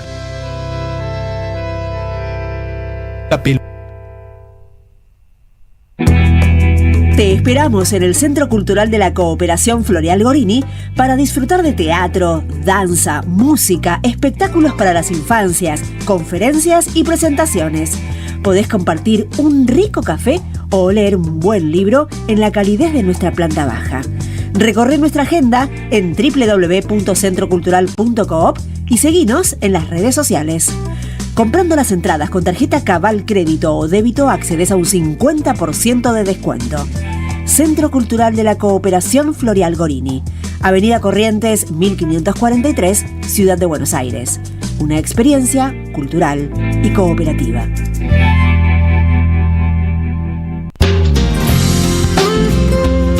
Buscamos informar, escuchar, debatir, pensar, para acercarnos entre todos a la realidad. AM 530 Somos Radio. Buscamos la verdad siempre. Y si sale bien. Unos lo llaman Maíz Santa y otros el americano. Americano lo mientan porque es buen mozo el catire, entre Mayo y Alazano. Salió de la Chiricoa con 40 de a caballo, rumbiendo hacia Meroreño va Pedro Pérez Delgado.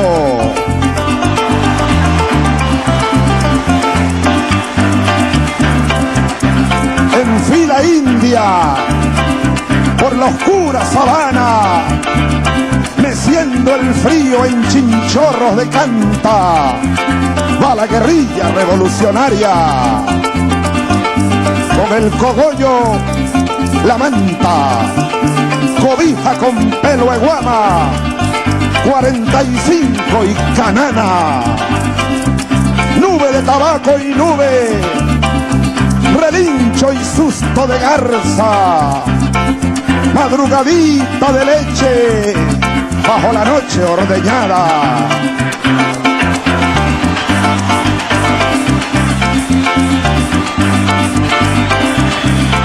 Llanero alzao, canto, silencio y canto, el guerrillero va adelante cantando, rumbo de asombros, los 40 caballos, cabalga al frente Pedro Pérez Delgado.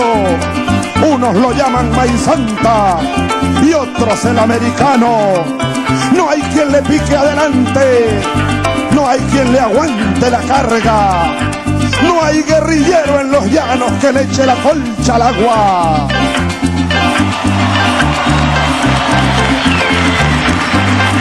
Catire con dientes de oro y con espuelas de plata, bueno de cola y de soga, bueno de tierra y de agua, escapulario cosido con una virgen pintada, pelo de guama con borlita, flequillo en las alpargatas y al hombro una manta azul con la vuelta colorada. Y ahora les contaré por qué lo llaman Maíz Santa. ¿Por qué lo llaman Maíz Santa? Porque cuando pelea Pedro Pérez Delgado, en el momento de trabar la pelea y antes de que salga de la funda el machete, arma los aires con su grito de guerra y así en la carga va gritando el guerrillero: Maíz Santa, Virgen del Socorro de Valencia, Madre Santa, dice la gente, pero Maíz Santa dice Maíz Santa. Y las maneras de los hombres.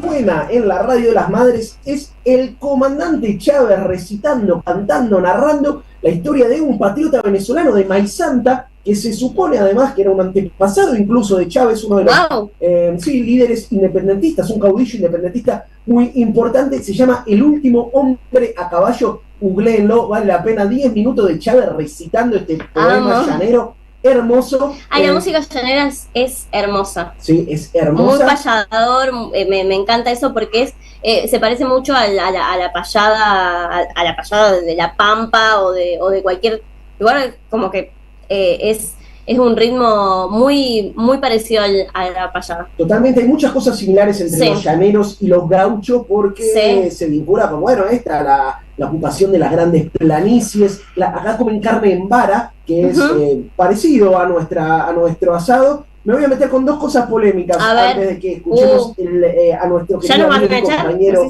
Gabriel Reches. Estamos buscando, siempre jugando al límite en este programa. Son dos cosas. Una, la arepa. Pero, viste, hay una discusión histórica que tiene que ver con si la arepa es venezolana o colombiana, que es como la discusión del tipo que tiene que discutir si el pisco es chileno o es peruano. Bueno, acá yo traje un debate que es rupturista, es vanguardista, ¿no?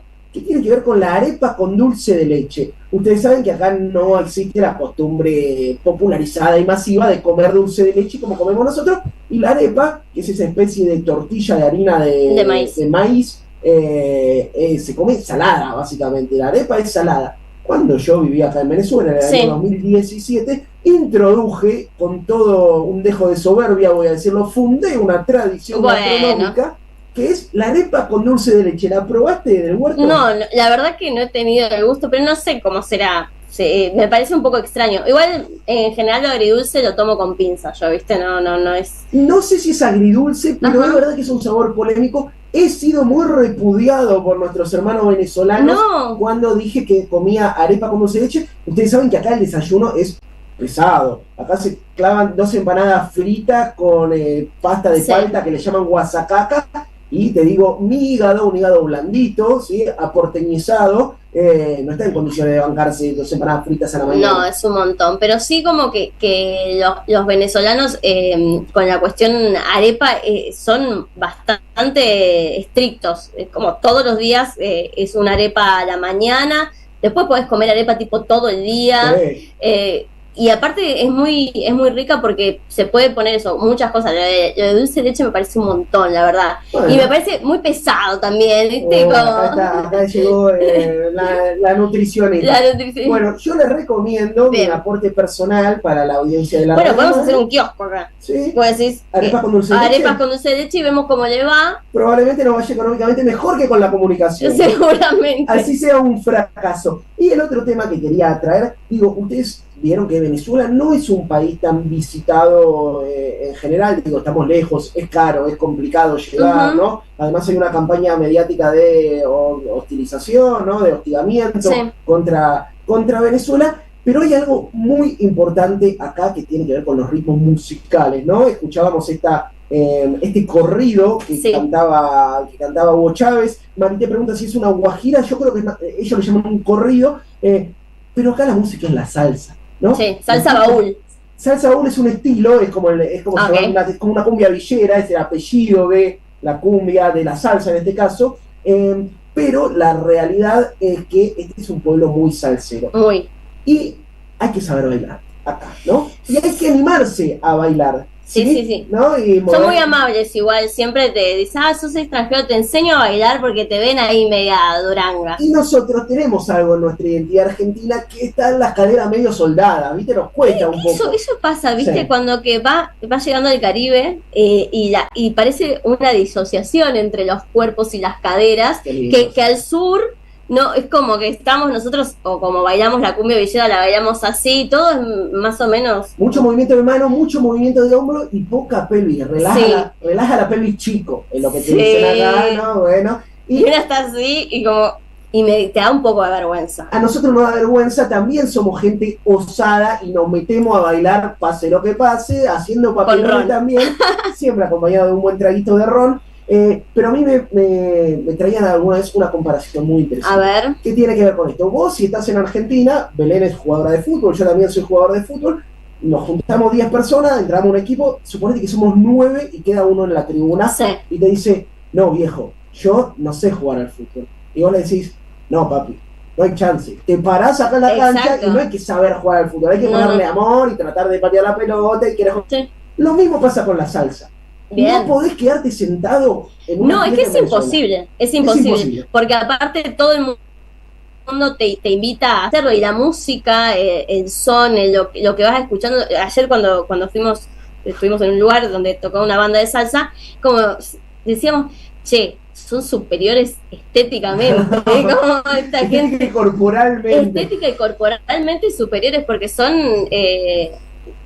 te invita todo el tiempo a hacerlo. Incluso eso, había muchas personas grandes bailando, había niños bailando. Es una fiesta muy recomendada, la venezolana. Y hay anécdotas muy interesantes del propio Chávez bailando salsa, y un lugar icónico aquí en la ciudad de Caracas que se llama El Maní, que es como decirte, no sé, en una catedral medio under de la salsa, donde Chávez, entre otras cosas, bailó salsa con Piedad Córdoba o con otras referentes. Bueno, un lugar muy mítico para la comunidad salsera. ¿Estás para una clase de salsa del huerto? Sí, yo estoy he aprendido a bailar un poquito, pero no me animo todavía. Me da un poco de vergüenza, ¿viste? No lo tuyo por ahora. No, la salsa no. Este mensaje muy interesante. Decíamos que José de San Martín nació en la provincia de Corrientes, en verdad nació en Yapeyú, y Diego nos corrige la información, me dice, en 1778 Yapeyú estaba en Misiones. Recién en 1814 pasa a ser provincia de Corrientes y agrega igual San Martín es de toda América Nuestra. Así que bueno, una corrección ahí importante. Estamos con la cuestión histórica, ¿no? Estamos a full con la cuestión histórica. Venimos de un programa de debate especial, debate para ñoños. Este programa cada vez más de ñoños. Más de ñoños. Es como, pero me gusta porque vamos haciendo un tema del tema y está bueno después porque también es un contenido que podés ver. El historiadores lo recomendamos un montón. Recomendamos el programa de la vez pasada, temática 9 de julio, bueno, la pasada no la anterior, temática 9 de julio, la independencia argentina, muy interesante y con debates picantes. Ya nos fuimos a Malvinas, ahora estamos en Caracas, el próximo programa desde Pyongyang, ¿cómo la ves? Bueno, la verdad, deberíamos ver el tema de seguridad, pero bueno, vamos, bien. Nunca menos. De hecho, me gustó tu propuesta de ir a filmar desde el Esequibo, Yo cuando... Tenemos que hablar acá con los compañeros de la ¿Cómo hacemos? La joven, a ver si nos dan una mano y hacer una coproducción ahí en el Esequibo. En el Esequibo. Che, ustedes saben que este programa tiene el privilegio de tener un segmento de poesía. Hoy estamos transmitiendo desde Caracas, ustedes lo saben, programa especial con eje en el chavismo, la revolución bolivariana, Maduro, la actualidad de Venezuela, las elecciones en Venezuela, pese a que no te lo cuente ningún medio hegemónico. Pero este programa se caracteriza por tener también un segmento muy codiciado en la radiofonía nacional, que es el segmento de poesía de nuestro compañero Gabriel Reches. Así que vamos a ver si lo tenemos ahí a disposición, porque Gabriel Reches nos sorprendió esta vez, nos comentaba ayer, bueno, una situación con el fallecimiento de un referente de la poesía, y nos quería traer este recuerdo y en forma de homenaje también un poema. Así que le damos la palabra, le compartimos el éter del otro lado de América del Sur a nuestro querido compañero Gabriel Reches con el segmento de poesía.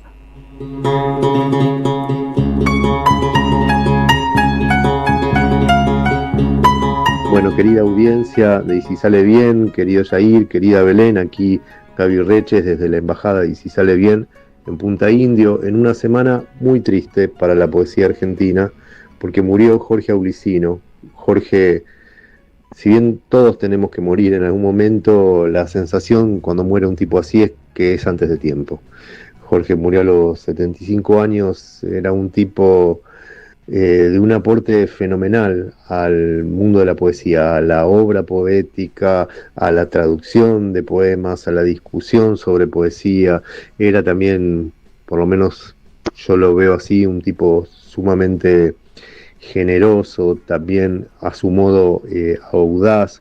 Tradujo la Divina Comedia, fue Premio Nacional de Poesía en 2015, publicó una cantidad enorme de libros, diría que uno mejor que otro, y siempre escribió de una forma absolutamente singular. Él empezó en el taller de Lelis, que fue un taller mítico en el que también comenzaron Alicia Genovese, Irene Grus, Jorge von der Brieder, Daniel Freidenberg, y hizo realmente un camino que a muchos nos gustaría estar en condiciones de hacer. La verdad es que la partida de Jorge es una pérdida gigantesca. A él también le gustaba hablar sobre poesía.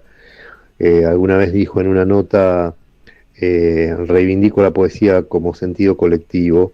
Creo que la poesía hay que leerla con la convicción de que no aporta nada y no resuelve nada. Después de años en que se preguntó por la función de la poesía, creo que esa es su función, que nos entreguemos a ella sin esperar otra recompensa que no sea la de leerla. La poesía, eso ya lo sabemos, no resuelve ni mitiga las crisis. Sería genial que pudiera hacerlo, pero en momentos de crisis y en otros momentos más tranquilos o estables o prósperos, también nos remite a nuestra condición, al hecho de que somos individuos, seres humanos de piel y hueso, sentimientos y necesidades metafísicas o religiosas. Esto es, que somos sujetos fuera de la alienación, fuera de lo general, fuera de la nómina y el registro. Para mí la poesía es naturaleza pura. En tiempos de crisis, quizás más que nunca, conviene volver a su total gratuidad, su sinsentido último, como el que no tiene el amor.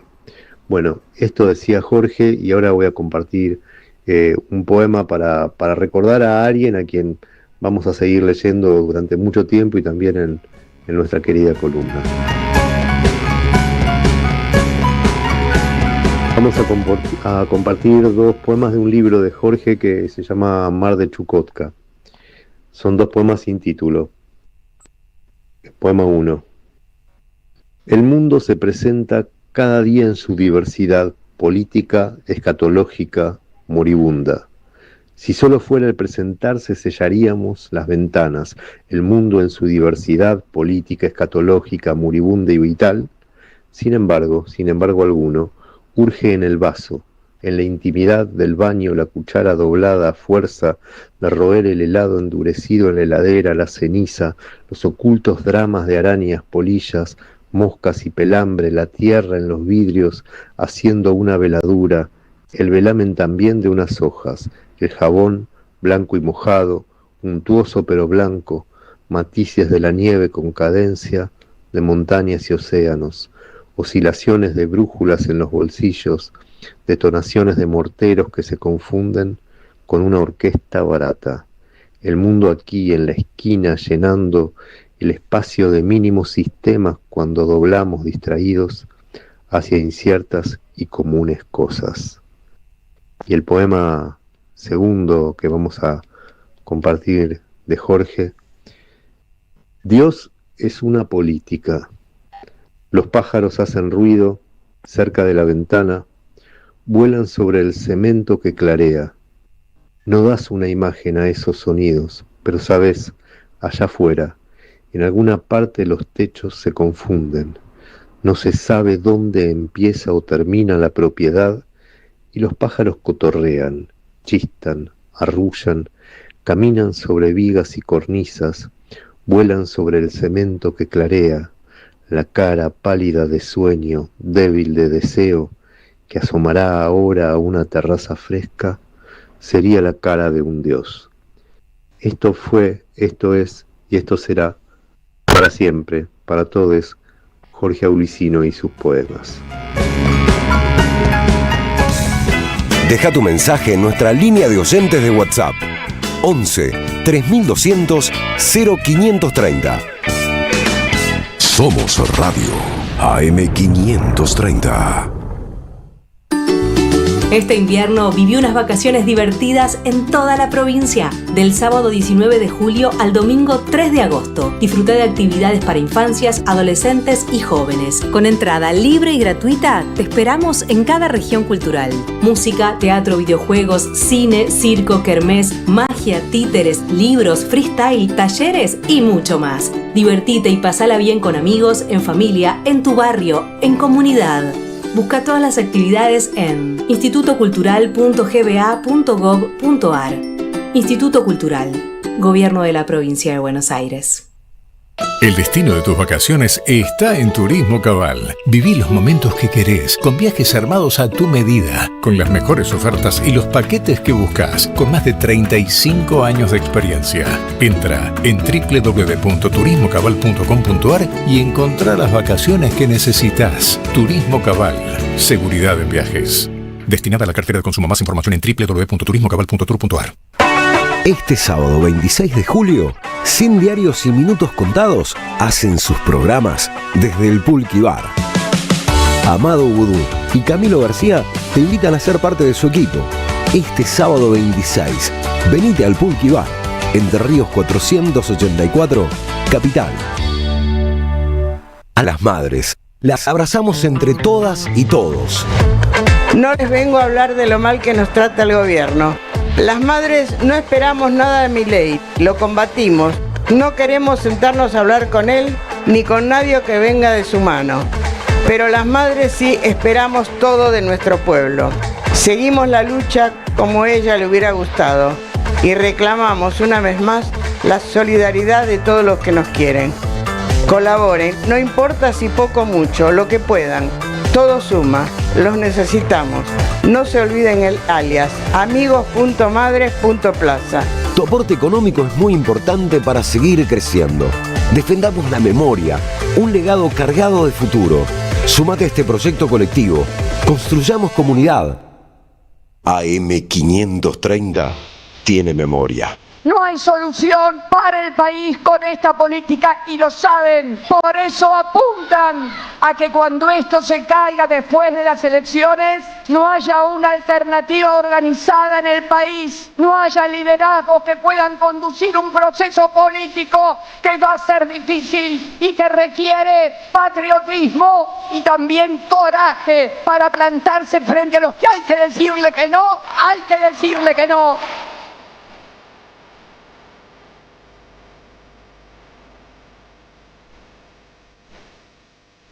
Somos radio, somos comunidad. Patriotismo y también coraje, coraje, coraje, coraje. Cristina Libre.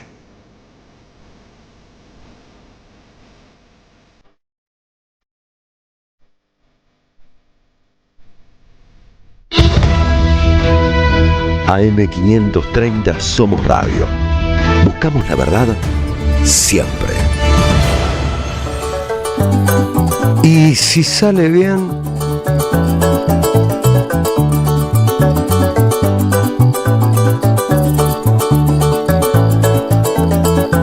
somos los empobrecidos, los obreros, los del barrio, los que hacen los edificios, pero viven en los ranchos. Somos los esclavizados, primos, parientes, compadres, los tiernos, los relegados, los míos, caras culpables. Nosotros somos los pobres, todos nosotros luchamos. Nos hablamos y escuchamos de la miseria de la gente. Nosotros somos la clase asaltada desde siempre, entre dolores y sueños, sin que no doblen el hambre. Somos los patas en el suelo, los que no los para nadie. Nosotros somos los pobres, todos nosotros luchamos. Somos para los poderosos, chumas, turbarutas, monos, malandros, zarrapastrosos, borrachos, vagos y flojos, los ardosos, las cachitas, los macacos, el perraje. Nosotros somos chavistas, nosotros somos la calle. Nosotros somos los pobres, todos nosotros luchamos. Somos del 89, el 27 de febrero, del 92, el 4 de abril, el 13 guerrero. Somos para el capitalismo, las blancas, los marginales. Somos los que decidimos el gobierno que nos cuadre. Nosotros somos los pobres, todos nosotros luchamos.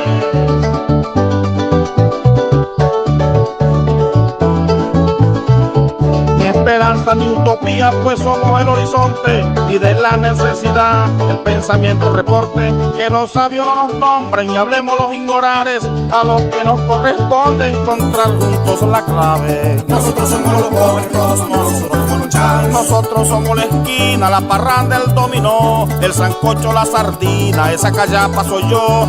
Uno solo los plurales, nacimiento y despedida, los que ponemos la vida para que la historia cambie. Nosotros somos los pobres, todos nosotros luchamos. Chávez. Ni tornillo, ni la tuerca, ni cabilla, ni concreto. Somos los del pensamiento, somos la gente que piensa. Ni derecha, ni de izquierda, ni cóncavo, ni convexo. Ni corporación, ni gremio, ni anarquista, ni formales. ¿Estamos ahí al aire? Es la gran pregunta. Seguimos en Si Sale Bien, el programa de la radio de las madres, el programa de Grito del Sur en la radio de las madres. Estábamos aquí afuera del aire hablando con el equipo de laburo de acá, que ahora los vamos a nombrar uno por uno y agradecerles sobre la situación en el Esequibo, las comparaciones con Malvinas. El equipo de laburo de acá estuvo en el Esequibo filmando, mirá vos. Así que tenemos ahí para... Sí, tenemos para ir. Un saludo a los compañeros del Esequibo. Vamos a estar visitándolos. ¿Comen arepas en el Esequibo? No sabemos, nos toca averiguar el menú gastronómico en el Esequibo. Che, quiero agradecerle al equipo del Vértice, vamos a comunicar al Alboroto Creativo y especialmente a Yolanda Blanco, Fernando García y Aníbal, alias Animalito, que es la gente que nos está garantizando que salgamos en vivo y tan lindo en la radio de las madres desde Caracas, que no es moco de pavo, viejo, garantizar la logística acá en otra parte del mundo. Pero podrán, o sea, porque tenemos muchos amigos, por suerte acá, que también siguen mucho nuestros contenidos y siempre nos están comentando y apoyando, así que muchas gracias a Susi por el estudio y a los compas que están todos acá pendientes de nosotros. Gracias. Quiero decirles que, como el Grito del Sur jamás descansa, tampoco descansa el sionismo en nuestro país en su intento por seguir penetrando en uno de los pocos aliados internacionales que tiene, el gobierno de Javier Milei. Por supuesto que está verticalmente alineado a los intereses del sionismo internacional, y me imagino que habrán visto lo que está sucediendo con AISA, ¿no es cierto? La empresa de agua. Que ya de por sí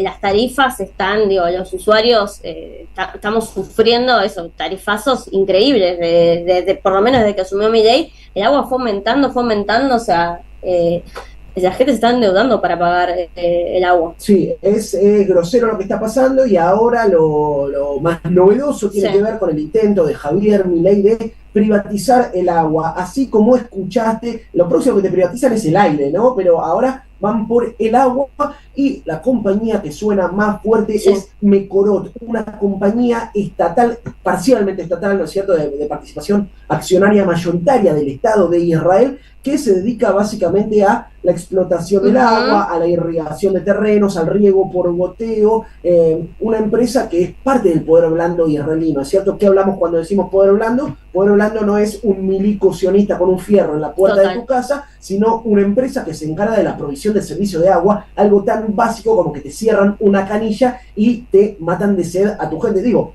lo están haciendo, en Gaza hacen eso, ¿no? Sí.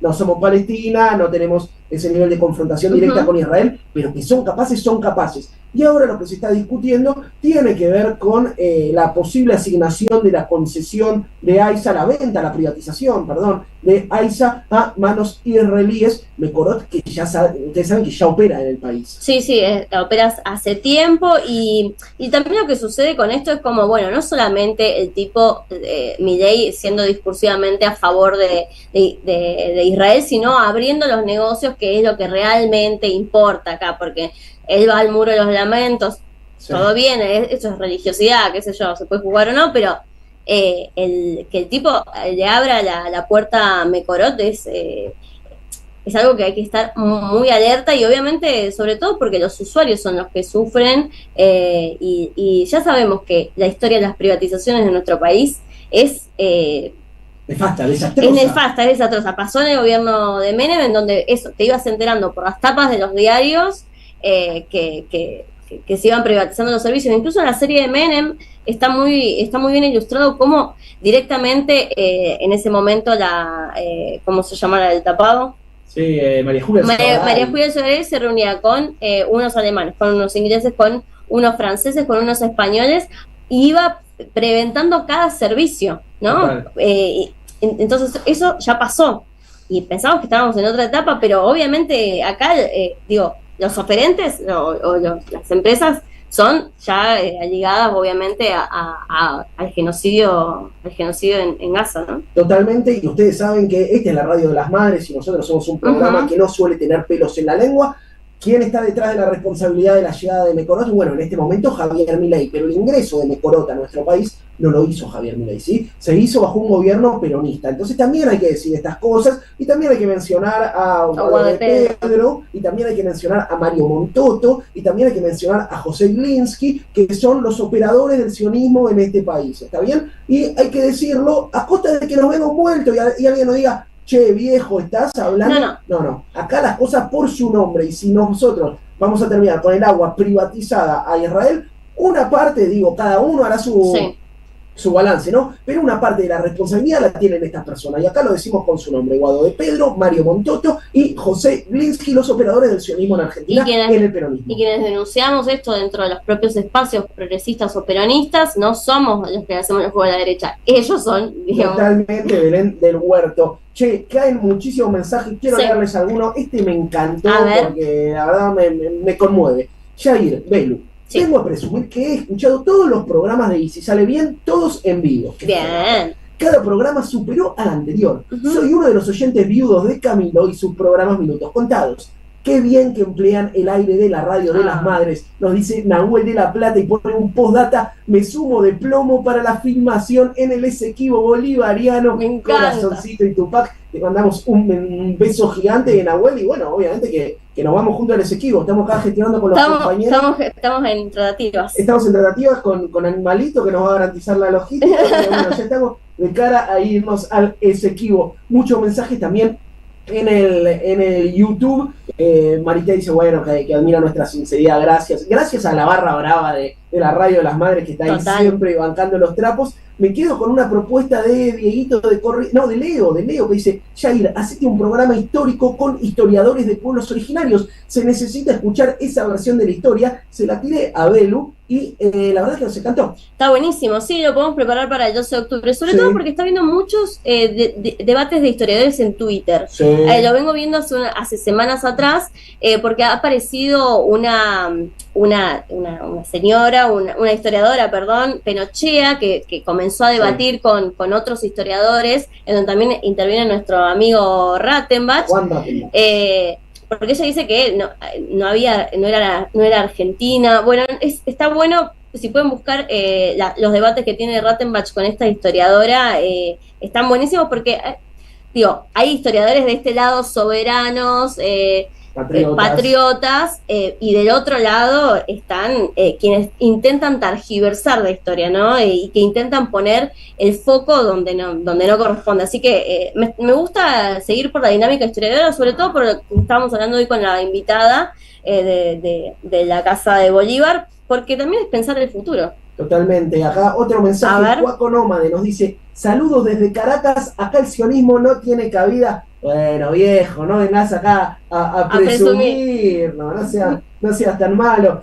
Bueno, muchísimos mensajes llegan, muchas gracias siempre por estar bancando. Lo veo a Cristian Dodaro, que también nos manda un mensaje, Matías Méndez, a toda la gente que banca a este programa. Y nosotros estamos de salidita, hoy musicalizamos bien chavismo, full experience, Sí, total. Y para empezar a cerrar, nos vamos a ir con un clásico, no sé si lo tienen ahí preparado el señor Carlos Di Mare y la Vicky Nardone, pero vamos a escuchar un clásico fundamental que está sonando de atrás: Chávez, Corazón de Pueblo. ¿Qué tema, hijo? Me acuerdo que en un momento en el metro te pasaban Chávez, Corazón de Pueblo. Acá ya está medio podrido, me parece, escuchar Chávez, Corazón de Pueblo. Para nosotros, que estamos en Venezuela full experience, lo ponemos en loop. Acá es como que te pongan, no sé qué, todavía cantamos de Víctor Heredia, basta, pasemos algo nuevo. Pero todavía cantamos, sigue siendo un himno, y sigue siendo un himno. Lo que está sonando de atrás, mirá, escuchalo. Está de moda ser el bien. ¿Quiénes son? Los Cadillacs, ¿no es cierto? Los Cadillacs, entre otros. Ahí te voy a leer bien quiénes son los autores y compositores de este tema que hizo historia aquí en Venezuela. Bueno, 23:56 en la República Argentina, en Venezuela, en la República Bolivariana, las 22:56. ¿Vamos a ir a tomar algún aperitivo ahora? Y seguro que sí, porque salimos del invierno liberal de Milei y nos vinimos al Caribe socialista, así que donde hay ron y salsa baúl. Ron, si no hay ron, va a haber un anís, si no hay un anís, va a haber un cocuy, y si no va a haber un cocuy, vamos a tomar agua mineral, con lo que sea, porque acá lo importante es que somos muy bienvenidos, nos dieron hasta un cafecito. Acá toman los cafecitos. Sí, shot. Sí, en shot. Un shot de cafecito que activó, veníamos medio... Estábamos ahí, complicado. Entre los nervios de los invitados. Sí, la noche de anoche, bueno. No. Quiero agradecerle a todos los que hicieron posible que salgamos hoy al aire en la Radio de las Madres, especialmente a nuestro equipazo de producción, a Vicky Nardone, a Carlos Di Mare, a Pablo Casasola, a Seba Furlón, un soldado fundamental de este programa. Lo queremos mucho. Lo queremos mucho. Y que a Isra también. Es fundamental, a Israel, a los invitados que estuvieron acá. Y para irnos, recomendame el estreno de la película de Alba Movimiento, ya que estamos con la temática, nos vamos con una recomendación. Sí, este lunes se estrena El Abrazo de los Pueblos, el documental de la historia de Alba Movimientos. En el cumpleaños del comandante celebramos el Abrazo de los Pueblos, así que lo pueden seguir en YouTube, ahí poner estrenar en Alba Movimientos y que estén atentos a las redes. Nosotros el lunes tenemos este evento acá también que se va a proyectar en un cine. Estamos muy contentos de poder comunicar este documental, así que pongan en espera, sigan Alba Movimientos y obviamente vean este estreno impresionante. Exactamente, quiero agradecerles a ustedes que estuvieron ahí, que son los que hacen que este programa siga vivo, esta vez desde Caracas, burlando al imperio y contando lo que sucede de verdad en la República Bolivariana. Nosotros nos despedimos después de otro éxito total en el programa. Mañana, mírense las redes, vamos mañana a seguir el video de Bolívar. Hoy otro éxito fundamental de El Grito del Sur en la Radio de las Madres con este programa que hemos dado en llamar Y Si Sale Bien. Chao, muchas gracias y buenas noches. De corazón, de corazón, de corazón, de corazón.